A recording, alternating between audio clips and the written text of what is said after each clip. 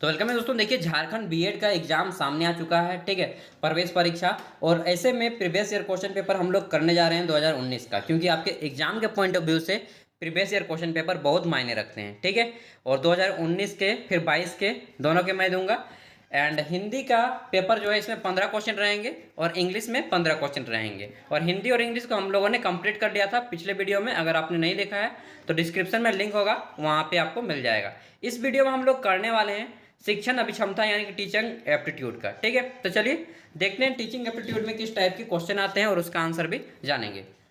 तो नोट करते जाइएगा। पहला क्वेश्चन पूछा गया है कि अभिप्रेरणा का वर्गीकरण होता है।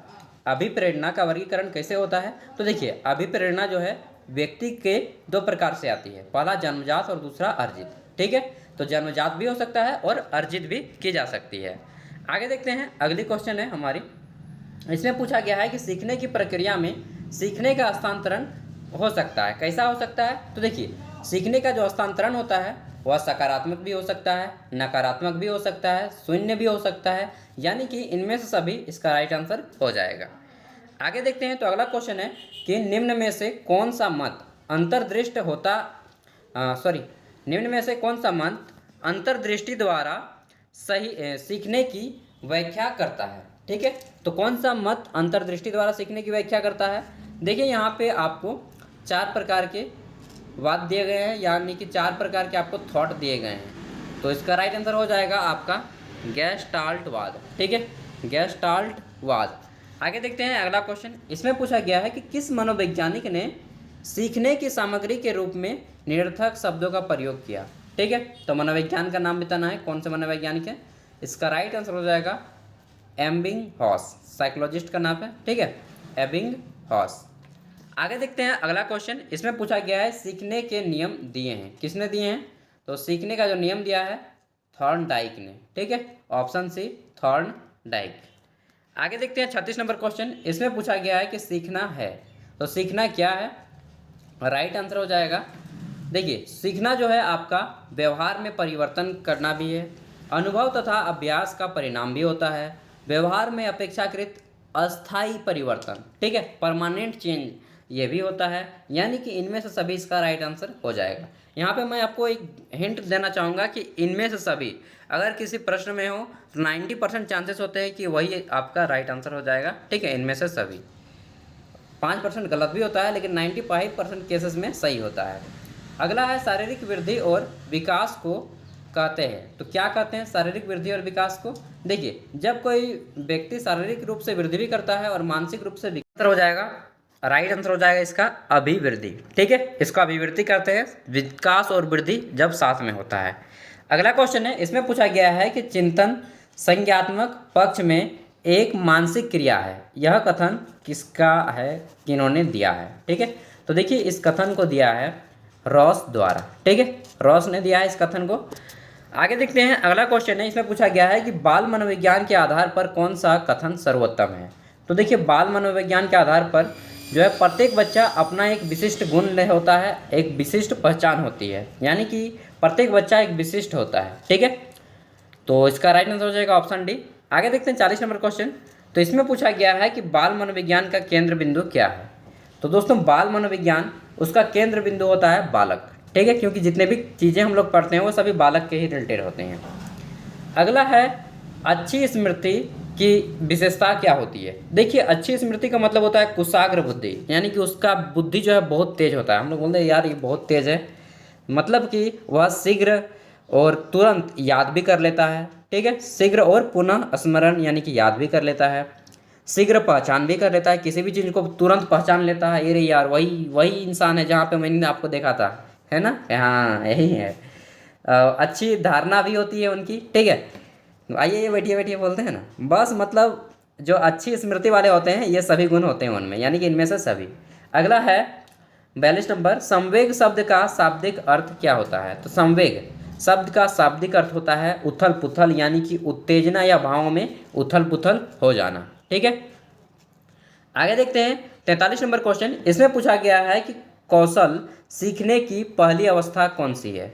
तो दोस्तों, कौशल सीखने की यानी कि स्किल सीखने की सबसे पहली अवस्था होती है अनुकरण, ठीक है, किसी को देख के वैसा ही करना, तब आप उसी तरह से सीख जाते हैं। स्किल सीख जाते हैं। ठीक है, अगला है मानसिक आयु के प्रत्यय का सर्वप्रथम प्रयोग किया। मानसिक आयु के प्रत्यय का सर्वप्रथम प्रयोग किसने किया था, किस मनोवैज्ञानिक ने किया था?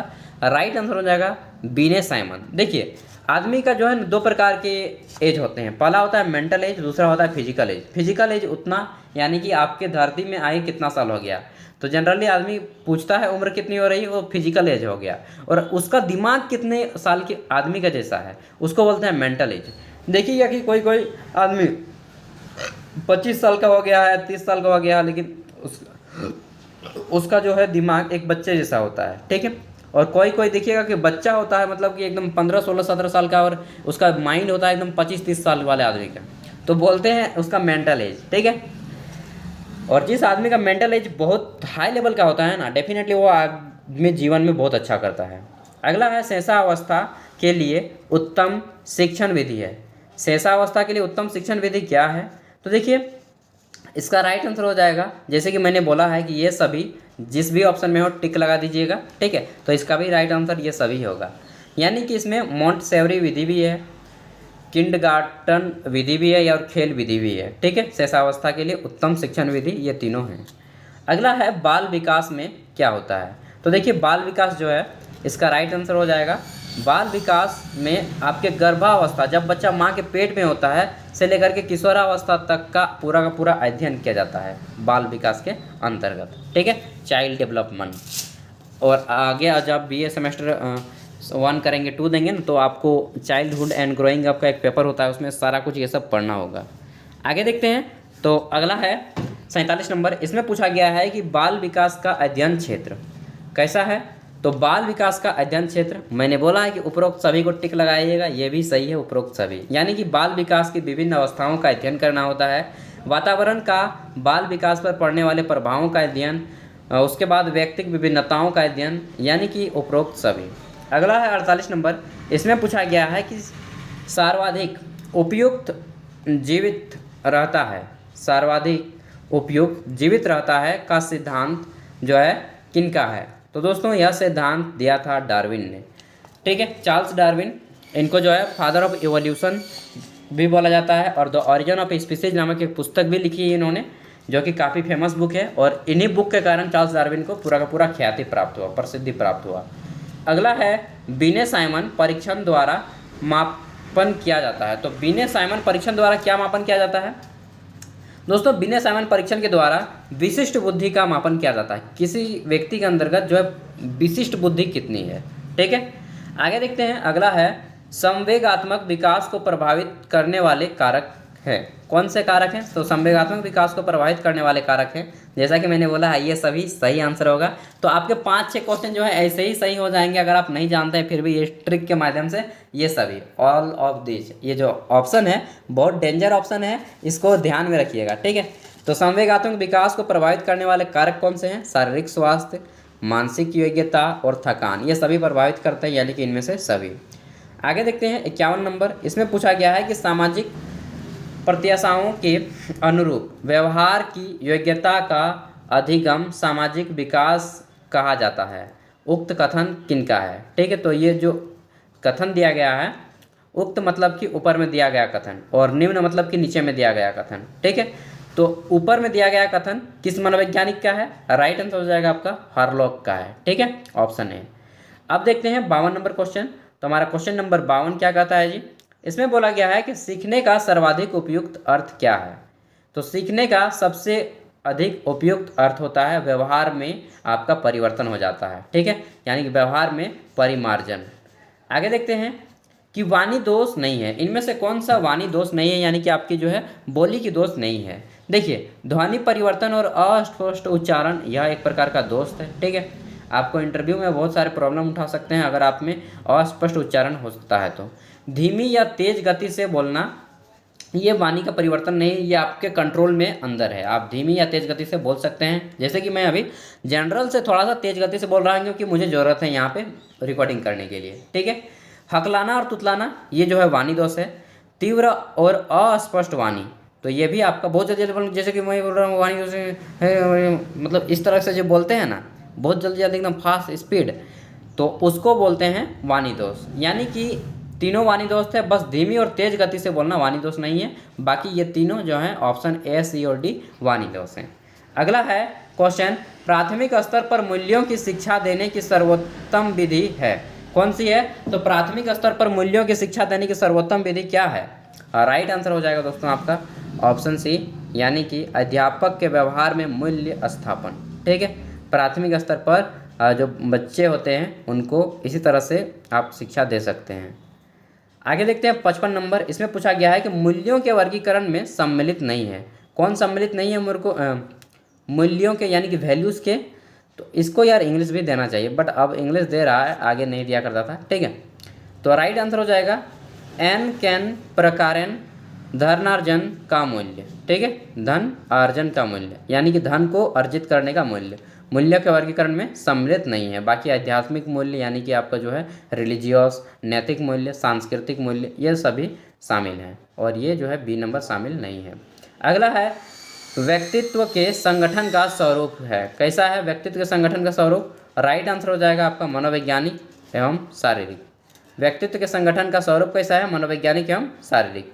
अगला 57 नंबर। इसमें पूछा गया है कि आत्म केंद्रित व्यक्ति होता है, कैसा होता है? तो आत्म केंद्रित व्यक्ति होता है अंतर्मुखी। ठीक है, देखिए आत्म केंद्रित व्यक्ति मतलब और अंतर्मुखी का मतलब कि वह व्यक्ति, आदमी दो प्रकार का होता है, एक होता है अंतर्मुखी, एक होता है बहिर्मुखी और एक होता है अभिमुखी।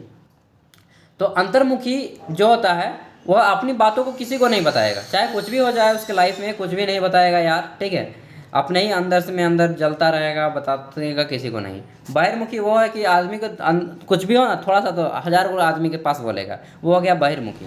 और अभिमुखी जो कि जनरली आदमी होता है, कुछ चीज़ों को बताता है, कुछ चीज़ों को नहीं बताता है, जनरली आदमी अभिमुखी होता है। ठीक है, और तो आत्म केंद्रित व्यक्ति कैसा होता है? अंतर्मुखी होता है। ठीक है, आगे देखते हैं। अगला है 58 नंबर। अपने पूछा है कि अपने उपार्जन बल, जमा ही आ जाता है ना बीच बीच में, ज़्यादा बोलने लगते हैं तो बस यही प्रॉब्लम हो जाता है मेरा। अपने ऊर्जा बल, ठीक है, अपने ऊर्जा बल को बाहर की ओर अभिव्यक्त करने वाले व्यक्ति का प्रकार कैसा होता है? ठीक है, तो देखिए ऐसे व्यक्ति का प्रकार होता है बहिर्मुखी व्यक्ति, अपने ऊर्जा बल को बाहर की ओर अभिव्यक्त करता है, हज़ार को आदमी के सामने बोलेगा, यानी कि यह बहिर्मुखी व्यक्ति है। एक्सट्रोवर्ड इंग्लिश में बोलते हैं। ठीक है, और अंतर्मुखी को इंट्रोवर्ड बोलते हैं। अगला है कक्षा 4 का एक बच्चा है। ठीक है, सदैव चिंतित और कुंठित रहता है, आप क्या करेंगे उसके साथ? तो आप क्या करेंगे? ऐसे बच्चे को स्वयं परामर्श देंगे। ठीक है, उसको एडवाइस देंगे, सलाह देंगे और भूमिका का निर्वहन करेंगे। ऑप्शन सी इसका राइट आंसर हो जाएगा। अगला है 60 नंबर कि भाषा विकास का सिद्धांत नहीं है। देखिए भाषा विकास का सिद्धांत इनमें से क्या नहीं है? ऑप्शन ए हो जाएगा अनुबंध का सिद्धांत, भाषा विकास का सिद्धांत नहीं है। ठीक है, ऑप्शन ए। आगे देखते हैं 61 नंबर क्वेश्चन। इसमें पूछा गया है कि कार्य को आरंभ करने, जारी रखने और नियमित करने की प्रक्रिया है। तो कार्य को आरंभ करने, जारी रखने और नियमित करने की प्रक्रिया क्या है? तो इस प्रक्रिया को हम लोग बोलते हैं प्रेरणा। ठीक है, कि उससे प्रेरणा लो यार, कुछ सीखो। कार्य को आरंभ करने, जारी रखने और नियमित करने की प्रक्रिया को प्रेरणा बोलते हैं। आगे देखते हैं हमारा अगला क्वेश्चन। तो यहाँ पे 62 नंबर क्वेश्चन है। इसमें पूछा गया है कि विस्मृति कम करने के उपाय है। देखिए एक होता है स्मृति, एक होता है विस्मृति। विस्मृति मतलब कि आप किसी भी चीज़ को याद किए और फिर से भूल गए। ठीक है, भूल गए तो उसको विस्मृति बोलेंगे, और याद रह गया उसको स्मृति बोलेंगे। तो विस्मृति कम करने के उपाय क्या हैं? यानी कि आप जल्दी जल्दी भूल जाते हैं, उसको कम करने के उपाय क्या हैं? तो सिंपल है, पाठ की पुनरावृत्ति कीजिए, रिवीजन कीजिए यार। देखिए दोस्तों बहुत ही इजी क्वेश्चन है, बस आपको समझना होगा। ठीक है, अगर आप समझ लिए ना तो सारा खेल आपका है, और नहीं समझे तो आपका खेल ही खत्म है यार। ठीक है, तो समझा कीजिए। पढ़ने का तो कोई भी आदमी पढ़ लेगा, समझना है, अंडरस्टैंडिंग होनी चाहिए। अगला है क्रोध व भय प्रकार है। क्रोध और भय, क्रोध अलग चीज़ है, ठीक है, भय अलग चीज़ है। तो क्रोध और भय किसका प्रकार है? राइट आंसर हो जाएगा आपका ऑप्शन बी, संवेग का। ठीक है, तो राइट आंसर क्या हो जाएगा? संवेग का। अगला है दूसरे व्यक्ति के बाध्य व्यवहार की नकल है। दूसरे व्यक्ति के बाध्य व्यवहार की नकल क्या है? तो राइट आंसर क्या हो जाएगा इसका? ऑप्शन बी, अनुकरण। ठीक है, अनुकरण हो जाएगा। आगे देखते हैं। इसमें पूछा गया है कि यदि पूर्ण ज्ञान व अनुभव नए प्रकार के सीखने में सहायता करते हैं तो उसे कहते हैं, क्या कहते हैं? यदि पूर्ण ज्ञान व अनुभव नए प्रकार के सीखने में सहायता करते हैं तो उसे क्या कहते हैं? देखिए, तो इससे हम लोग कहते हैं सकारात्मक प्रशिक्षण स्थानांतरण। ठीक है, ऑप्शन बी। आगे देखते हैं 66 नंबर क्वेश्चन। इसमें पूछा गया है कि सीखी हुई बात को स्मरण रखने या पुनः स्मरण करने की असफलता को कहते हैं, क्या कहते हैं?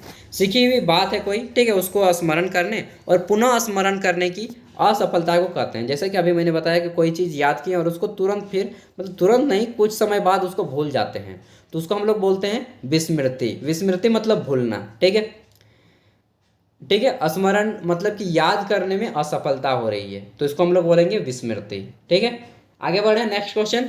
इसमें पूछा गया है कि टर्मन के अनुसार 90 से 100 की बुद्धि उपलब्धि मतलब कि IQ लेवल हम लोग बोल सकते हैं, बुद्धि लब्धि का बालक सामान्यतः क्या माना जाता है?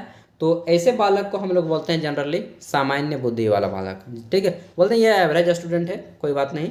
ठीक है, और भारत में क्या पूरे वर्ल्ड में एवरेज कैंडिडेट ही ज़्यादा होते हैं।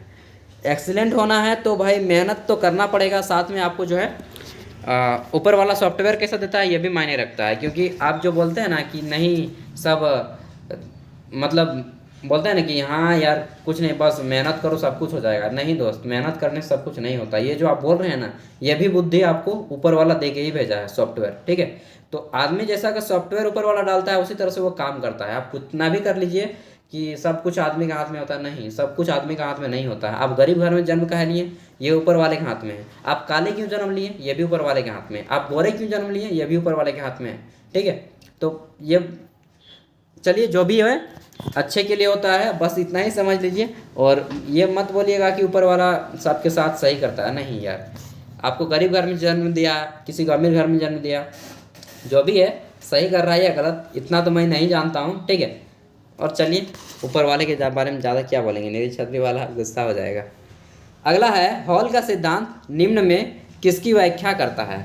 तो हॉल का सिद्धांत किसकी व्याख्या करता है? राइट आंसर हो जाएगा ऑप्शन डी, किशोरावस्था का विकास। ठीक है, क्योंकि आपको बीएड में जो है पूरा का पूरा किशोरावस्था के बारे में पूरा निचोड़ के पढ़ना होगा। ठीक है, आगे देखते हैं मानव व्यक्तित्व के मनोलैंगिक विकास को निम्न में किसके महत्व दिया? तो किसने महत्व दिया, किस मनोवैज्ञानिक ने महत्व दिया? राइट आंसर क्या हो जाएगा आपका? Option D, Sigmund Freud. ठीक है, आगे देखते हैं अंतिम क्वेश्चन। पूछा गया है कि मनोविज्ञान की प्रथम प्रयोगशाला को किसने स्थापित किया था? राइट आंसर हो जाएगा विलियम वुंट ने। ठीक है, Wundt, W Wundt, William Wundt पूरा नाम है इनका। तो इस तरह से आपके टोटल टीचिंग एप्टीट्यूड के 70 क्वेश्चन कंप्लीट होते हैं। 40 क्वेश्चन जो कि 70 तक हैं। इसके बाद आपका रीजनिंग का सेक्शन है, और रीजनिंग के सेक्शन में भी आपके अच्छे खासे क्वेश्चन आते हैं, 30 क्वेश्चन आते हैं। तो आप लोग अगर थोड़ा सा 1 महीना अगर प्रिपरेशन किए हैं तो डेफिनेटली आपका एग्ज़ाम निकल जाएगा। एंड इसी तरह से जैसे कि कुछ क्वेश्चन है रीजनिंग के, वो मैं आपको नेक्स्ट वीडियो में करा दूंगा, चाहे इसी वीडियो में, नेक्स्ट वीडियो में पक्का करा दूंगा। महासागर जल ग्लेशियर, जैसे कि महासागर संबंधित है जल से, तो ग्लेशियर में क्या पाया जाता है? महासागर में जो है जल पाया जाता है। तो ग्लेशियर में सिंपल सा बात है कि बर्फ पाया जाएगा, जी ऑप्शन बी इसका राइट आंसर हो जाएगा।